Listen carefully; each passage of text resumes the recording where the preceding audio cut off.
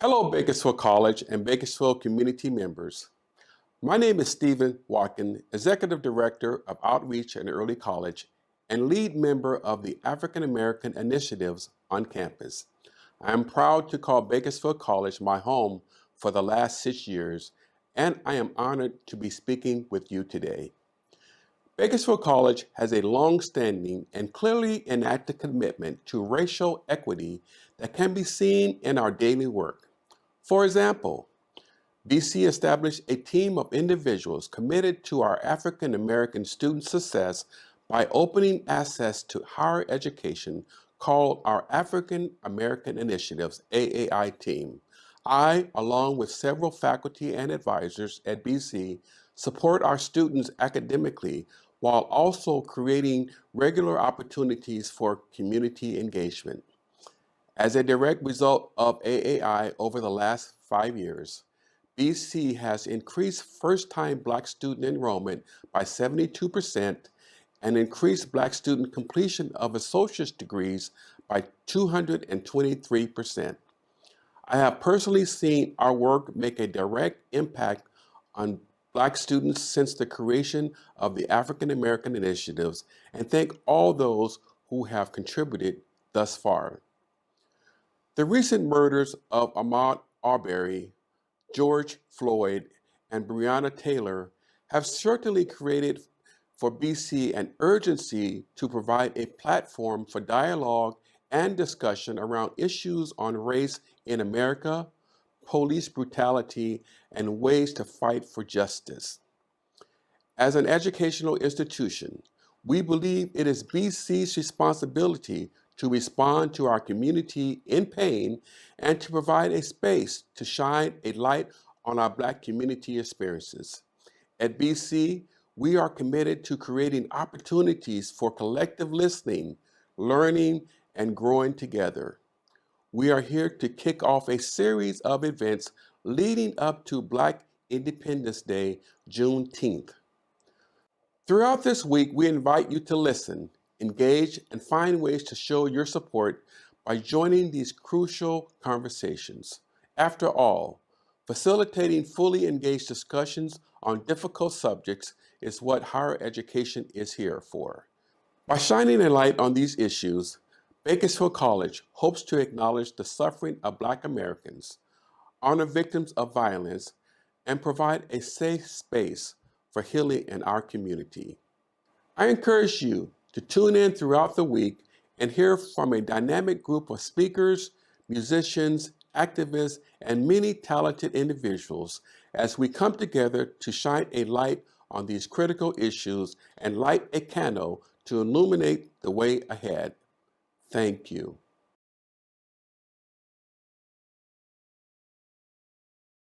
Julian, I want to know where you were when you first saw that video and give me your initial reaction to watching it. Well, lately, with everything that's going on, sometimes I take breaks from all the media outlets because I can only take so much negative messaging before it starts to affect me internally. But when I finally did see it, um, we've seen a lot of videos of police brutality and this and that, but I think what was most shocking about this one is that I felt as if you actually saw this man's soul leave his body. The video was so clear from start to finish. There was no break in action from the time that they, got on top of him from the time of his death. We saw him die on film. And I think what made it worse is you hear people watching saying, "You're killing him. He's going to die." And then he dies. And then you see the cavalier look on the officer's face as if, I know, that's the point. And so it enraged me that that officer had the audacity to believe that he could do that on film. On film? No problem. I'm all good. Yeah, I'm about to kill him. It's all good. He had not a worry in the world. He wasn't stressed. He wasn't under anxiety. He was as cool as a cucumber while he was doing it.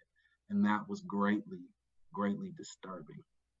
And then for me, I immediately went to, man, again. I could remember back when, we're Rodney King getting beat down by the police. And then you go back and look at all the people who have suffered, losing their lives or being beat down at the hands of an officer. And then you watch that to the point where, like Julian said, a guy is sitting there with his knee on the neck of another man on the ground who is laying lifeless. It just completely blew me away.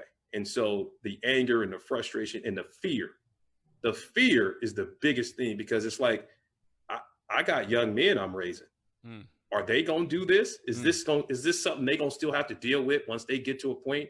I was talking to my sons about the situation, and I remember a conversation me and my father had, and he told me, he's like, I don't want you to have this conversation with your sons,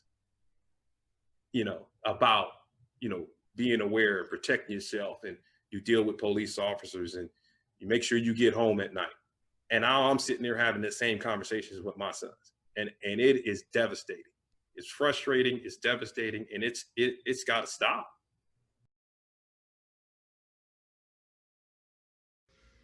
When I think about what's going on around us in our community, in our nation, in the world today, there are a lot of things that are problematic. We have dealt with COVID-19 and all of the isolation and all of the stuff that's happened to our economy and our people, and just trying to stay well. And then I think about all of the unrest that is surrounding us today in our community, again, in our world, in our nation. When I look at this, I know that we have to make a difference. We have to look at this and we have to say, we have to do some things different. We have to step into a new destiny. We have to step into being the difference. And as I just had an opportunity to share this with you today, I really feel like that as we come into community with one another, not only can we say it's problematic, but it's also a time of opportunity. An opportunity for us in this community to collaborate, to come together, to be kinder, to be more patient, to recognize that every person is valued the same, that we are all created equal, and that every one of us not only have a purpose in this life, and part of that is being in community and relationship with other people.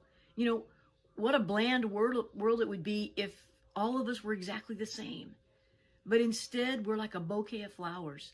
And as we come together in our lives and our livelihoods, and we come together in our community, and we come together in the things that we do, whether it's with our family or our friends or in business or trying to do good work in our community, I know so many people that feel exactly like I do. We just want to make a difference. We have to light a candle. We have to let it shine. We have to be different. And that means that we have to take action. We can't silently sit by and allow this to pass us by, this moment in time, when this could be just an amazing opportunity for all of us. It's a privilege and an honor to be able to have an opportunity to share what's on my heart and to hear what's on the heart of others. Because without conversation, there is no community.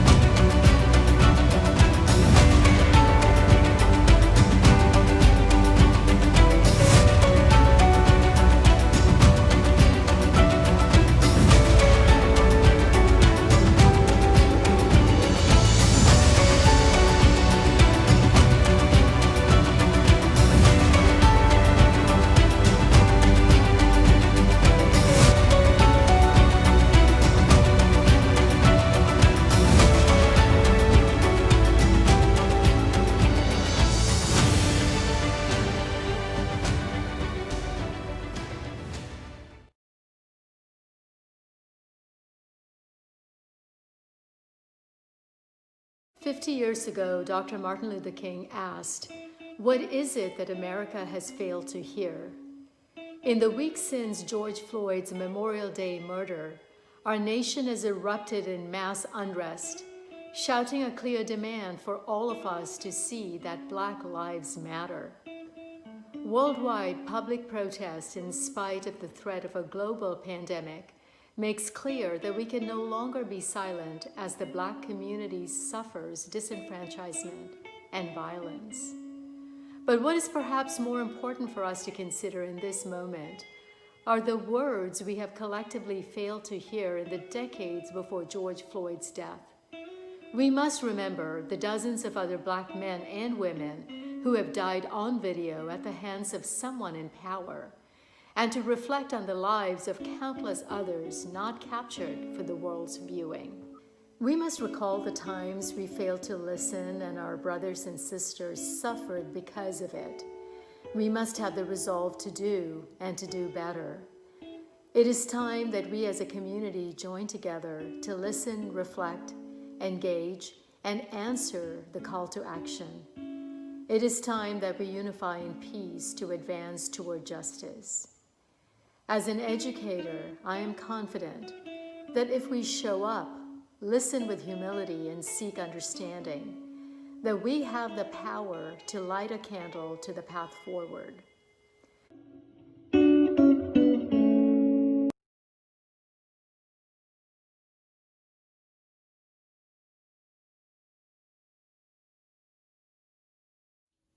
How did we get here?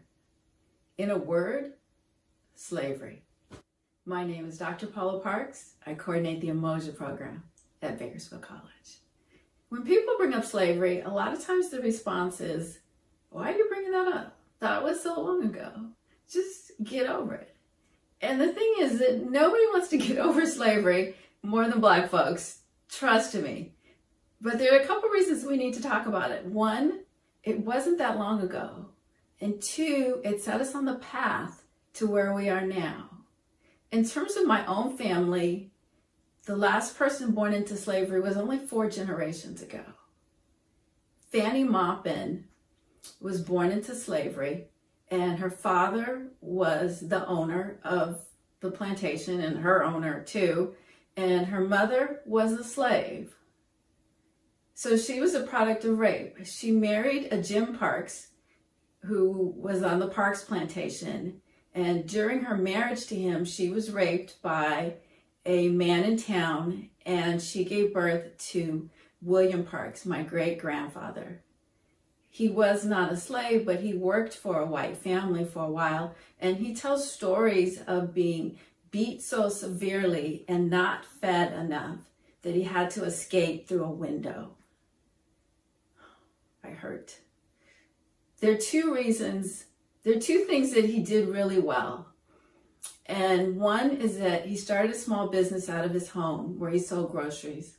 The other thing was that he insisted that his 4 boys finish college, which before 1900 was a big deal. My grandfather was George Washington Parks, and he was a history instructor, football coach, and then became the principal of the school. He really struggled in providing adequate supplies for his students. The facility was old, the books were discarded books from white schools, the uniforms, everything was old, and he struggled to live in that world. My father, George Brooks Parks, tells stories of while he attended North Carolina College for Negroes, of being hassled while he was downtown. He played for the basketball team, and he would hang around with those guys, and they would call them boy, they would call him the N-word, they would tell him they didn't belong downtown, they weren't welcome.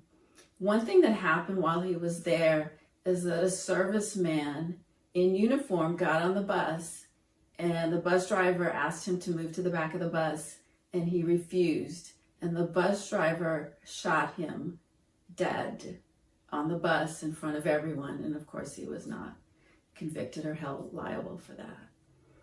When my dad moved to California, he faced housing and job discrimination. I've also experienced housing and job discrimination. And while slavery and its aftermath affected my family and all of Black America, it also affected white people. So if we go back to Fannie Maupin and her father who owned her, Howard Maupin, so his wife knew that he would leave the house and go to the slave quarters and rape slaves. She knew that. And she knew that the little brown children around the plantation were his. And she lived in a world that didn't make any sense. And her children knew what their father was doing. They knew that the little brown children were their siblings, but they were property, but they were people, but they were owned, but they could be sold. And they lived in a world that didn't make sense. And Howard Maupin also, and assuming he was Christian, how could it make sense to him that as a Christian he could beat other people, he could sell them, he could buy them, he could rape them, he could own his own children? He lived in a world that didn't make any sense. And that just continued.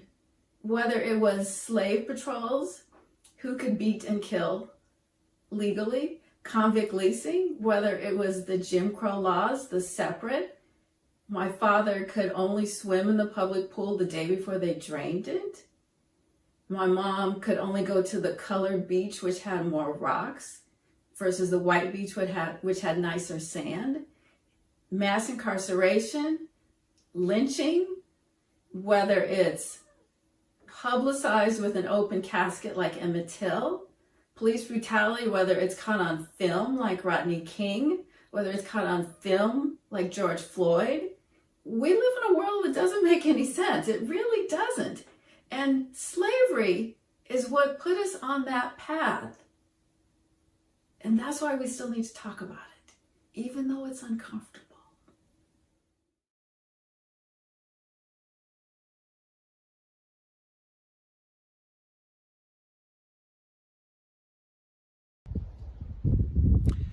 Being Black in America is hard. I don't care what anybody tells you. It's hard. You're required to smile so you won't be labeled as the angry Black woman when something you encounter offends you because of the color of your skin. I'm a Black mother. I'm a Black wife. I pray for my husband, my son who's 21, and my daughter who's 14 every time that they leave the house. I even require my son to send me a text message when he gets home so I know that he's okay. It's not okay to live like this. It's not okay. Yeah, I pray. I pray every night. So I don't live in fear, but I need to know that my family is protected. My own personal experience ranges from being followed in the store or being asked for ID when you know that your lighter shade counterpart in front of you who just checked out their groceries weren't asked the same requirements. A couple of years ago, this one still sticks with me more than anything because it happened with the county. Everyone could dress up for Halloween, and I decided to dress down because it's Halloween. We can dress how we wanted to. So I just threw on some jeans, t-shirt, and my regular head wrap that I always wear no matter what. One of the employees came to me and said, "Hey, who did you come as? Aunt Jemima?" And it was so offensive. It was so offensive that another worker had said, "Hey, that's offensive." And they didn't see it as offensive. As a matter of fact, they smirked and kind of like, "Hey, get over it." That hurt me because this person knew I was offended. But I also went one chain up and notified management and said, "Hey, this is what offended me." Guess what happened? Nothing. Till today, years later, nothing happened. No one called me in. No one said, "Hey, we addressed this situation." There was no training on being culturally aware. It was nothing. They figured that if they ignored it, it would go away. That if you say nothing, then, they'll forget about it. Well, I'm tired of forgetting about it. I'm tired of ignoring things. And I think America's tired too. It's time that we dismantle this systematic racism that has rutely destroyed America. It's rooted deep and it's a disease.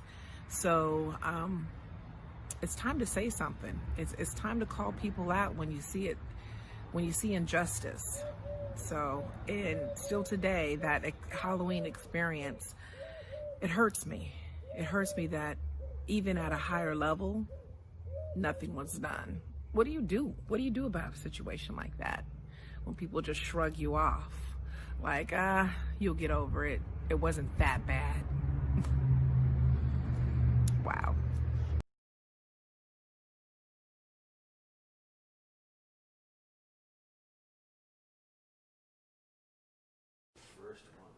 I feel the pain.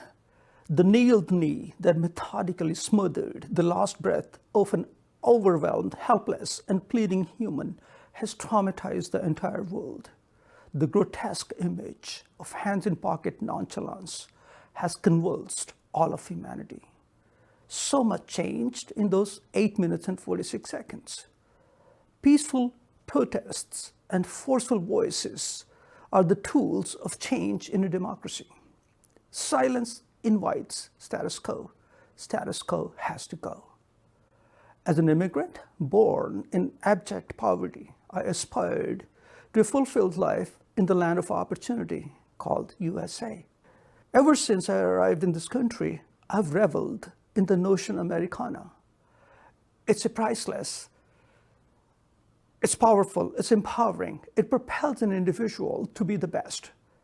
I have loudly proclaimed to everyone in the hearing range and beyond, I'm the best American there is. I'm an American by choice. I struggled, however, with the paradox of people born in this country who never got to avail the notion Americana. From my vantage point, I ignorantly ascribed it to a lack of initiative. I often talk to my kids about this. My kids assumed I was tone deaf. I thought they were being politically correct. Yes, shame on me. A few days ago, a friend sent a brief snippet of Martin Luther King interview that bridged the disconnect. Freedom from slavery without means of sustenance turned out to be hollow freedom. It was one-way ticket to famine. As European immigrants were parcel of lands, African Americans had no land to cultivate, no means of sustenance, only impoverished subhuman existence. This wreaked havoc on social fabric of African American life. It's time, ladies and gentlemen, that the notion of presumed innocence extends to all and does not stop at a color barrier. It's time to say sorry for all the injuries and injustices. It's time to stop insulting. It's time to say thank you for all the contributions and sacrifices. It's time to put to practice President Lincoln's words, let's be charitable towards Black lives and have malice towards none. Let's work to achieve a more perfect union. Incarceration is a curse, both in sheer numbers and cost. At nearly $100,000 per year cost of an imprisoned life against $60,000 median wages for a family of four, even the numbers don't add up. Where is the purpose in incarceration that doesn't rehabilitate? Incarceration in the absence of rehabilitation encourages recidivism. Where is return on investment? From a larger economic standpoint, lack of integration of a significant segment of society in its whole is a financially ruinous strategy. I say, together better. Let's unite and rule. Kneel not to kill, kneel to elevate. Hate is repulsive, love is constructive. Let's give love a chance. Thank you.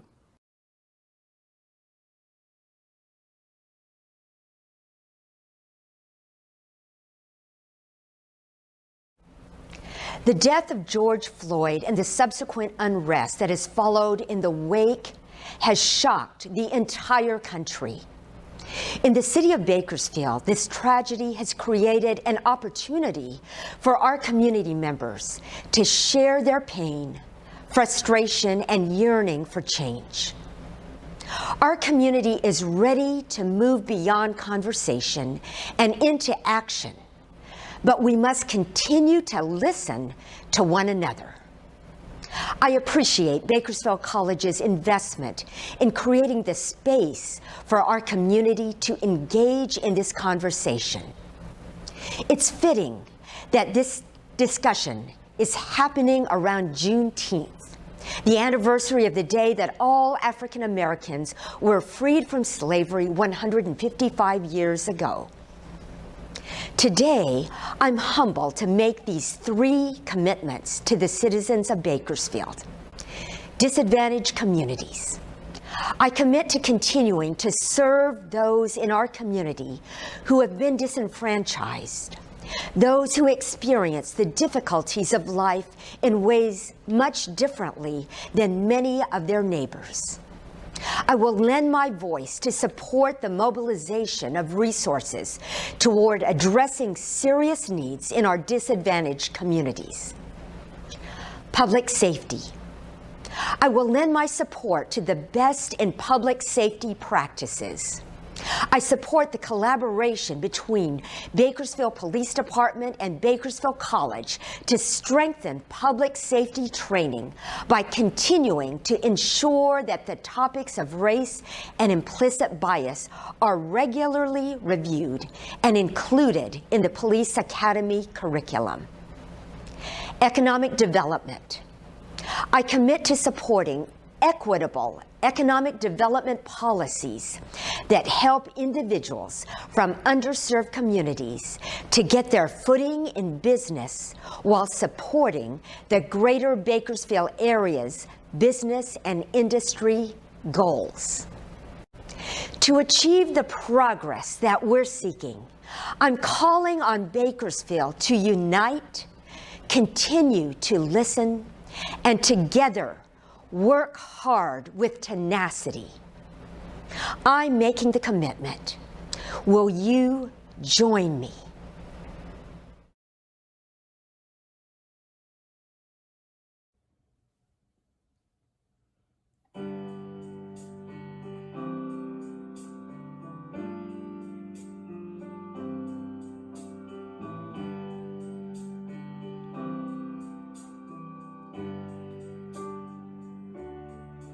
There's a light in the darkness, though the night is black as my skin. There's a light burning bright, showing me the way, but I know where I've been. There's a cry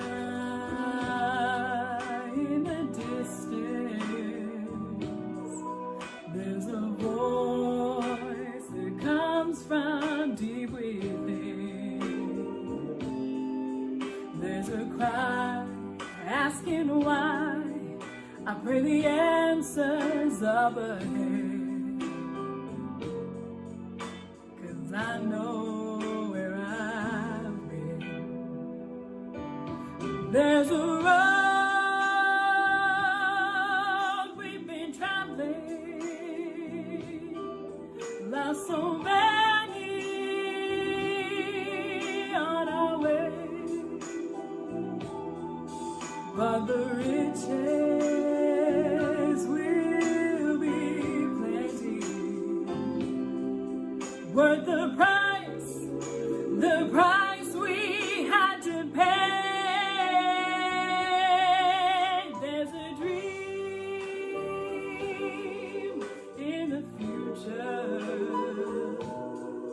There's a struggle that we have yet to win,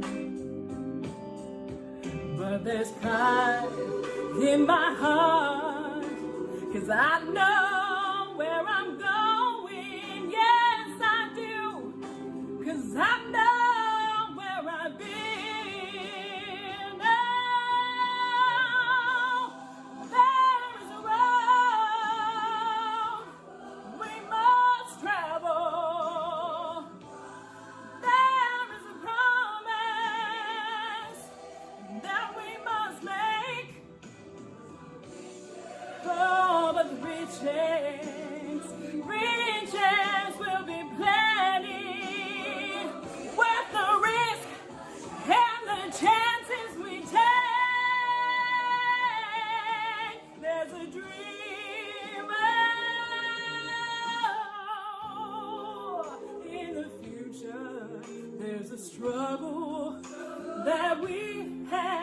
try to win. Use that pride in our hearts to lift us up until tomorrow. 'Cause just to sit still would be a sin. I know where I'm going, 'cause Lord knows I know where I've been. Oh, when we win, I'll give thanks to my God, 'cause I know where I've been.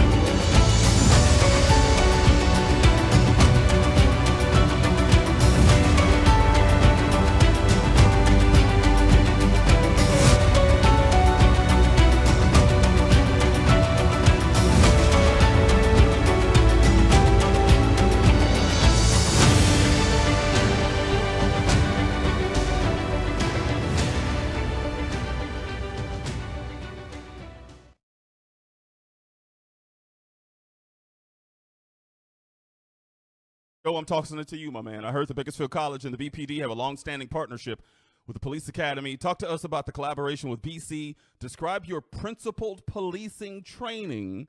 I want to know, is that enough, or will you be working with Bakersfield College to improve your training in light of all the recent events that are going on? Oh, it's not just in light of all the recent events. It's a matter of the experiences we've already had.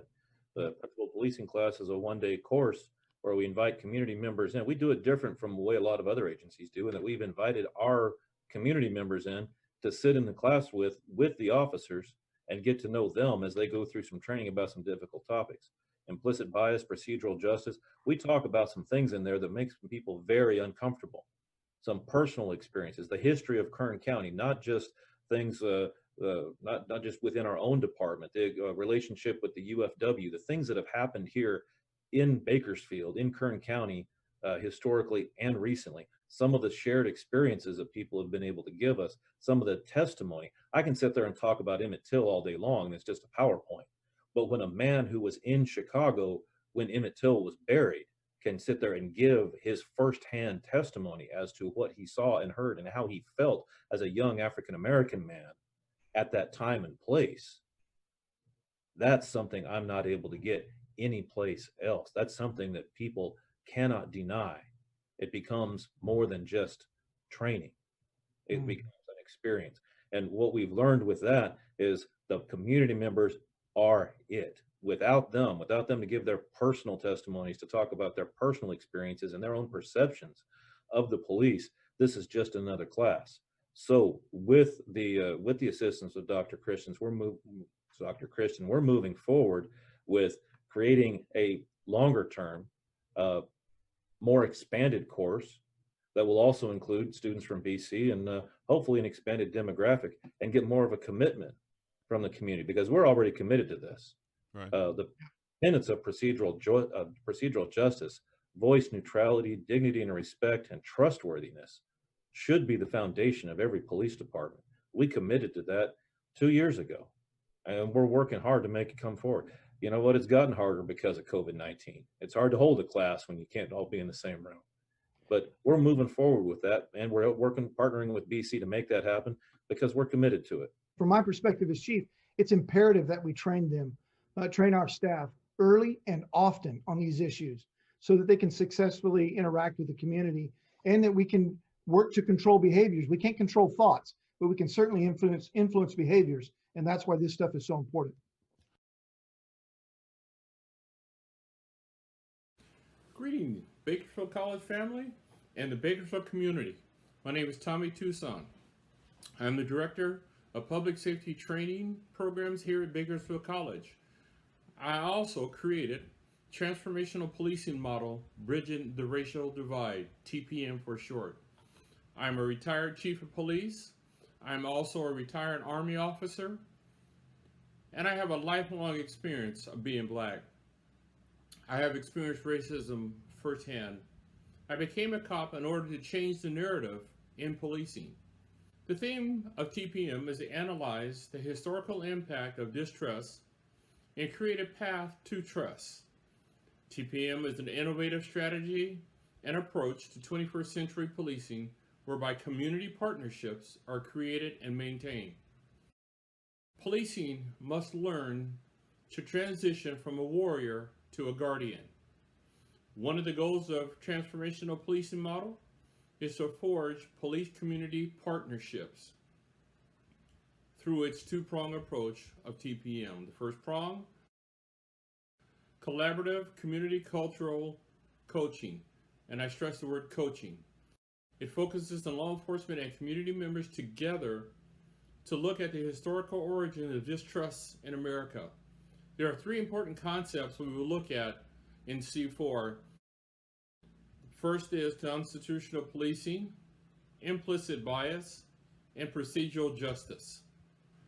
The second prong is community criminal justice education. This focuses on training the community and law enforcement together the roles, the responsibilities, and the duties of the criminal justice system in America. It analyzes those three systems: police, courts, and corrections. Mix of community members and law enforcement together in the same room. Some of the topics we will discuss and do discuss are individual filters and key cultural diversity words. Words like race, ethnicity, and bias. And we go through the true definitions. We look at the historical timeline and analysis of distrust, from the Civil War to affirmative action to Memorial Day 2020.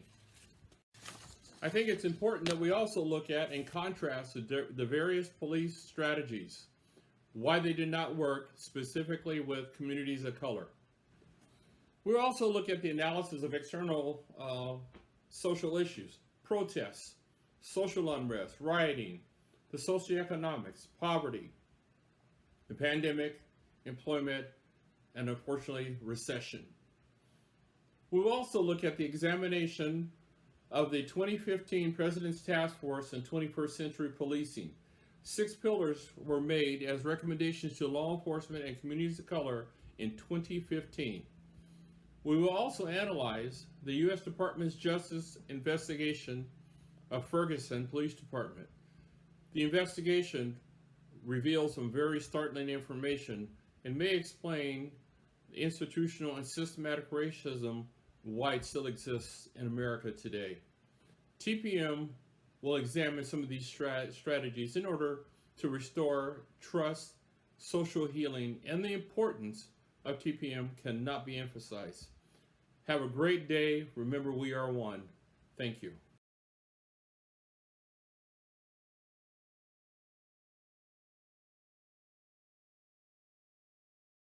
I believe there is a solution to fixing the problem of racism. Here's what local institutions can do. 1, establish a citizens commission to work with local law enforcement agencies to ensure a commitment to protect and serve our community without unnecessary killings or injuries. 2, establish ongoing conversations between law enforcement and the community to rebuild dialogue and trust. 3, initiate these actions from a posture of love for the community. Reaching out to us in friendship will go a long way towards making us feel like we actually belong and are valued in this community. Many friends have also expressed that they are looking for ways to get involved. Well, here's how you can help. 1, stand up. Choose courage in your heart and stand up for what you know is right and just. 2, speak out. Share the truths of Black equality and human rights with people in your individual circle. It doesn't have to be bold and on Facebook or Instagram.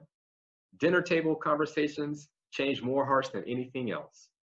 Also, of equal importance, if you see something, say something. Don't silently observe injustices and let them go. If you do, your silence is complicity. 3, stay engaged. Sustain the effort. Usually there is a wave of activity when people become aware of a moral crisis, like in the situation of George Floyd. Sadly, the momentum often fades too quickly to achieve lasting change. Stay aware and up to date with what's happening in your community in this space. Finally, I want to end with some words that give me hope. They come from the Declaration of Independence, one of our founding documents. We hold these truths to be self-evident, that all men are created equal and are endowed with certain inalienable rights. And among those rights are life, liberty, and the pursuit of happiness. Join us in making that a reality for Blacks in this community and across our nation. Thank you.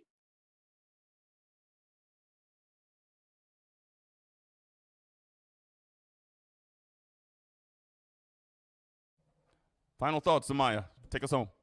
Final thoughts. What do you want to tell the audience that's listening right now? Just with the talk, I'm happy we had it to have a discussion on a large platform where people can speak their mind about our own personal experiences that are very similar. I'm happy that we had this, and also that we should keep pushing for equality, but also equity. We're not on the same level as every other race is, and not every other race is like, we're all at different levels, and I feel like we all need to be given the equity that we deserve for the things that we've gotten taken away from us from the beginning. So, Janelle Gore, final thoughts. I say it's very important for everyone to keep having these conversations, keep having them with people who are maybe even uncomfortable with having these conversations, and then take it a step further and make a step to do something about it after you have the conversation. Because we can talk about it all we want, we can point it out, but unless we get out there and start trying to find a way to make a change and a solution, nothing is going to change. Caleb, take us home. Well, y'all pretty much took the words out of my mouth, but I would say just like be an ally to us. If you agree with us, if whether you're white, black, whatever, just stand with us, whether it's going out and protesting or signing petitions or posting something on your Instagram story or donating or just be an ally. Just stand with us if you agree with us.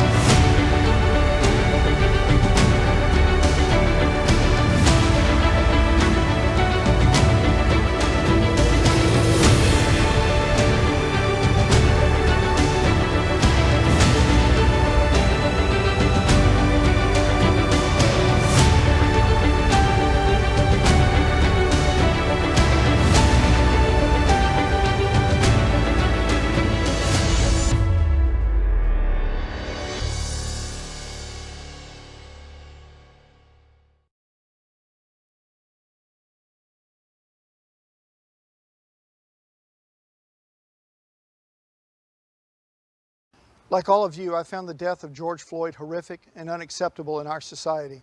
As a police chief, I condemn the behavior of the officer responsible for the death of George Floyd. The officer's blatant disregard of the value of human life was shocking and will not be tolerated in the ranks of the Bakersfield Police Department. We are resolved to ensure our department fulfills its commitment to procedural justice. We commit to those tenets of voice neutrality, dignity, and respect and trustworthiness as the foundation of our department. A big part of fulfilling those tenets is strengthening our partnership and communication with our community. We commit to you that you will have more opportunities for input. We will deploy surveys and hold zone community meetings. We commit to you that you will see us engaging in community policing. We will be restructuring our organization to support officer engagement so that officers can spend more time in one place, building relationships and trust. It is imperative that we train our staff early and often so they can successfully interact with our community. To do this, we commit to you that we will work closely with Bakersfield College to create a longer, expanded course for our police academy recruits. We commit to diversifying our staff because we know this diversity will strengthen our understanding and partnership with our community. Let me be clear. I know that these commitments start with me as the Chief of Police. I take this responsibility very seriously and assure you that you can hold me and our department accountable. Let's get to work.